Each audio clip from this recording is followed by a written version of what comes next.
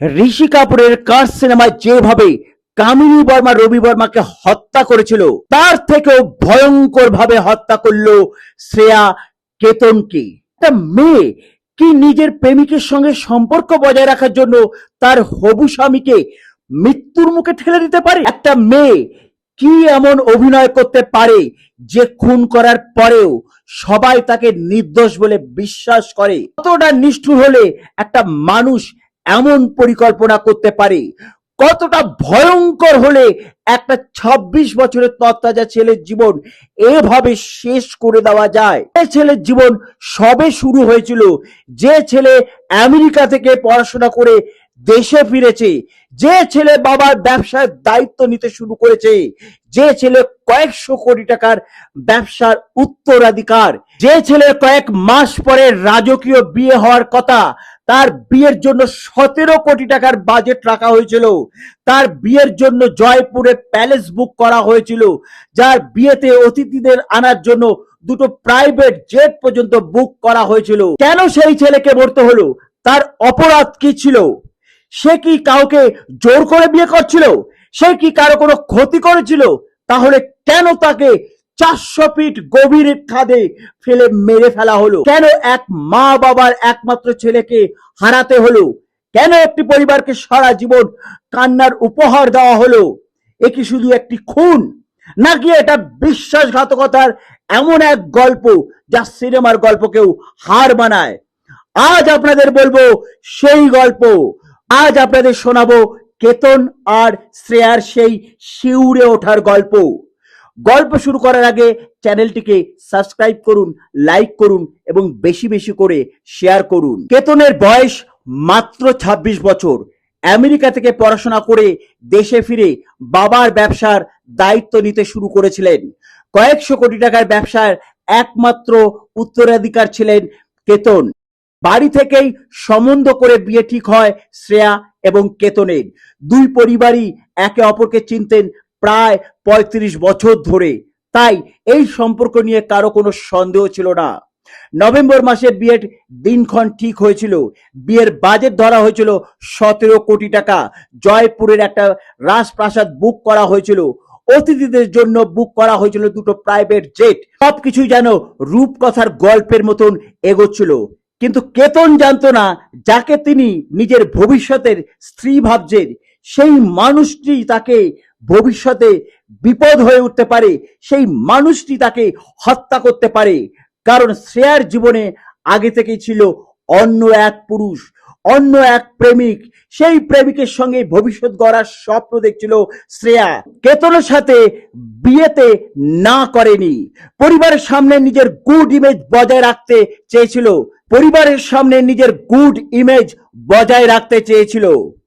সেই কারণেই বেছে নিয়েছিল আরো ভয়ঙ্কর একটা পথ, একটা পথ যার শেষ ছিল মৃত্যু। শ্রেয়ার জন্মদিন উপলক্ষে কেতন ১ মাস আগে থেকে পরিকল্পনা করছিলেন শ্রেয়ার জন্মদিনকে কিভাবে আরো সারপ্রাইজ করা যায়। ঠিক তখনই শ্রেয়া জেদ ধরেন পাহাড়ে ঘুরতে যাওয়ার কথা। অবাক হয়ে বলেছিল, আমরা তো এর আগেও ২বার পাহাড়ে ঘুরতে গেছি, আবার কেন? কিন্তু শ্রেয়া বারবার সেই পাহাড়ে যাওয়ার জন্যই জোর করতে থাকে। শ্রেয়ার পরিকল্পনা সফল করার জন্য দরকার ছিল নির্জন পাহাড়, এখানে কোনো সাক্ষী থাকবে না, যেখানে সবকিছু দুর্ঘটনা বলে চালিয়ে দেওয়া সম্ভব। সহজ সরল কেতন কিছুই বুঝতে পারেনি। ভালোবাসার মানুষকে খুশি করার জন্য তিনি রাজি হয়ে যায়, আর তারপরই দুজন পৌঁছে যায় সেই পাহাড়ে। এরপর যেন বাস্তবের মাটিতে ফিরে আসে গড সিনেমার এক ভয়ঙ্কর অধ্যায়। সিনেমায় যেমন পাহাড়কে বেছে নেওয়া হয়েছিল মৃত্যুর মঞ্চ হিসেবে, সেই রকমই একই ঘটনা ঘটালো শ্রেয়া। তদন্ত উঠে আসে পাহাড়ে আগেই উপস্থিত ছিল শ্রেয়ার প্রেমিক, কিন্তু কেতন কিছু জানতো না। তিনি ছবি তুলছেন, ঘুরছেন, ভবিষ্যতের স্বপ্ন দেখছিল। হয়তো ভাবছিল আরো কয়েক মাস পরেই নতুন জীবন শুরু হবে, কিন্তু কয়েক মুহূর্তে পরে সব শেষ হয়ে যাবে সেটা কেতন বুঝতে পারেনি। কেতন যখন পাহাড়ের ধারে দাঁড়িয়ে ছবি তুলছিল, তখনই শ্রেয়া এবং তার প্রেমিক সুযোগ নেয়। তারপর একটি ধাক্কা, ৪০০ ফিট গভীর খাদ, আর মুহূর্তের মধ্যে শেষ হয়ে যায় একটি 26 বছরের জীবন শেষ হয়ে যায়, এক মা বাবার সমস্ত স্বপ্ন শেষ হয়ে যায়, একটি পরিবারের ভবিষ্যৎ। এরপর শুরু হয় অভিনয়। শ্রেয়া বাড়িতে ফোন করে কাঁদতে কাঁদতে জানায় কেতন পাহাড় থেকে পড়ে গিয়েছে। খবর পেয়ে দু পরিবারের সদস্যরা ছুটে আসে। চারিদিকে শোকের ছায়া নেমে আসে। এদিকে পুলিশও দুর্ঘটনা বলেই ধরে নিয়েছিল। আর ঠিক এটাই চেয়েছিল শ্রেয়া এবং তার প্রেমিক। কারণ সবাই যদি দুর্ঘটনা বলে মেনে নেয় তাহলে তার উপর কোনো সন্দেহ থাকবে না। এরপর সোশ্যাল মিডিয়ায় শুরু হয় আরেক অধ্যায়। কেতন ফিরে এসো তুমি বলে আকুতি জানাতে থাকে, নিজেকে উপস্থাপন করতে থাকে যেন সেও এই ঘটনার সবচেয়ে বড় শিকার। মানুষ তার প্রতি সহানুভূতি দেখাতে শুরু করে। সবকিছু পরিকল্পনা মাফিকই এগোচ্ছিল, কিন্তু একটা জায়গায় এসে পুরো খেলা বদলে যায়। আর সেই জায়গা ছিল কেতনের পরিবার, বিশেষ করে কেতনের বোন। কেতনের বোন বারবার জানতে চাইছিল ঠিক কি ঘটেছিল সেদিন, কিন্তু প্রতিবারই নাকি আলাদা আলাদা উত্তর দিচ্ছিল শ্রেয়া।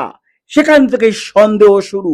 কেতনের বোন বাবাকে সব কথা খুলে বলেন, দাদা তো বহুবার ট্রেকিং করেছেন, পাহাড় তার কাছে নতুন কিছু নয়, আগেও কখনো এমন হয়নি, তাহলে এবার কিভাবে হলো? এই প্রশ্নটাই কেতনের বাবাকেও নড়ে চড়ে বসতে বাধ্য করে। কেতনের বাবা পুলিশের কাছে গিয়ে বলেন, আমি বিশ্বাস করি না এটা শুধু দুর্ঘটনা, আমার ছেলের সঙ্গে কি হয়েছে আমি সত্যিটা জানতে চাই। এরপর পুলিশ পাহাড়ে যায়, সিসি ফুটেজ খতিয়ে দেখে, আর সেখানেই সামনে আসে এক চাঞ্চল্যকর তথ্য। একজন হুডি পরা যুবক বারবার শ্রেয়ার আশেপাশে ঘুরছিল। সে কে? সে সেখানে কেন ছিল? এরপর পুলিশ শ্রেয়ার কল রেকর্ড পরীক্ষা করে। দেখা যায় একটি নির্দিষ্ট নম্বরে বারবার ফোন করা হয়েছে, ঘন্টার পর ঘন্টা কথা হয়েছে। পুলিশ সেই নম্বরে খোঁজ করে জানতে পারে সেটি ছিল শ্রেয়ার প্রেমিকের নম্বর। সিসিটিভিতে দেখা গেছে হুডি পরা যে যুবককে সেটিও শ্রেয়ার প্রেমিক। তখনই তদন্তের মোড় ঘুরে যায়। তদন্ত যত এগোতে থাকে ততই বেরিয়ে আসে একের পর এক চাঞ্চল্যকর তথ্য। পুলিশের দাবি অনুযায়ী জন্মদিন উদযাপন ছিল শুধুমাত্র একটা অজুহাত। আসল উদ্দেশ্য ছিল কেতনকে নির্জন পাহাড়ে নিয়ে যাওয়া। শেষ পর্যন্ত পুলিশ শ্রেয়া এবং তার প্রেমিককে গ্রেপ্তার করে। তদন্ত উঠে আসা তথ্য গোটা দেশকে হতবাক করে দেয়। কারণ এখানে কেতনের কোনো দোষ ছিল না, সে কাউকে জোর করে বিয়ে করছিল না। কিন্তু শ্রেয়া না বলেনি, একটি জীবনকে কেড়ে নিল, খালি করে দেওয়া হলো। আজ এই প্রশ্নগুলোর উত্তর খুঁজছেন বহু মানুষ। সবচেয়ে বড় আঘাত অনেক সময় শত্রুর কাছ থেকেও আসে না, আসে সবচেয়ে কাছের মানুষের কাছ থেকে। আপনাদের কি মনে হয় ধরনের ঘটনা রোধ করতে বাবা মায়ের ভূমিকা কি রকম হওয়া উচিত? ছোট থেকে সন্তানদের কি শেখানো উচিত?